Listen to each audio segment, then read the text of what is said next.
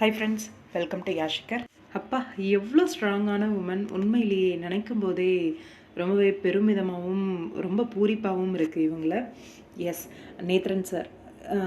எனக்கு தெரிஞ்சு 1 வீக் முன்னாடி நினைக்கிறேன், நேத்ரன் சார் வந்து கேன்சரால் பாதிக்கப்பட்டு அவர் வந்து உயிரிழந்தார் அப்படிங்கிற விஷயம் உங்கள் எல்லாருக்குமே தெரியும்.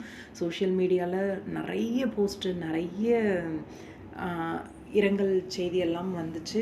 எல்லா ஆர்டிஸ்ட்டும் நிறைய பேர் வந்து போஸ்ட் பண்ணியிருந்தாங்க.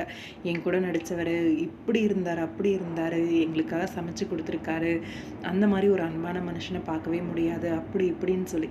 ஒருத்தவங்க வாழும்போது விட அவங்க வந்து அவங்களோட மறைவப்போ தான் அவங்க எப்படி வாழ்ந்தாங்கன்னு தெரியும்னு சொல்லுவாங்க.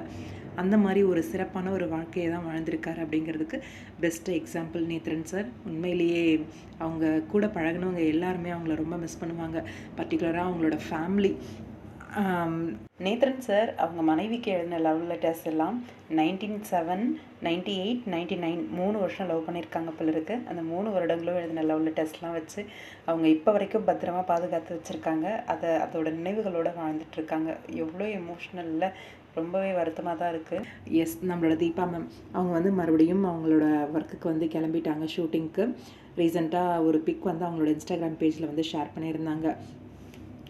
அவர் என் கூட எப்பயுமே இருப்பார், நான் எங்கே போனாலுமே என் கூட தான் இருப்பார், எல்லாருக்குமே thank you each and every one making me be strong அப்படின்னு சொல்லி என்னை ரொம்பவே ஸ்ட்ராங் ஆக்குனதுக்கு ரொம்ப நன்றி அப்படின்ற மாதிரி போஸ்ட் பண்ணியிருந்தாங்க. இவங்களுக்கு 2 மகள்கள் இருக்காங்க.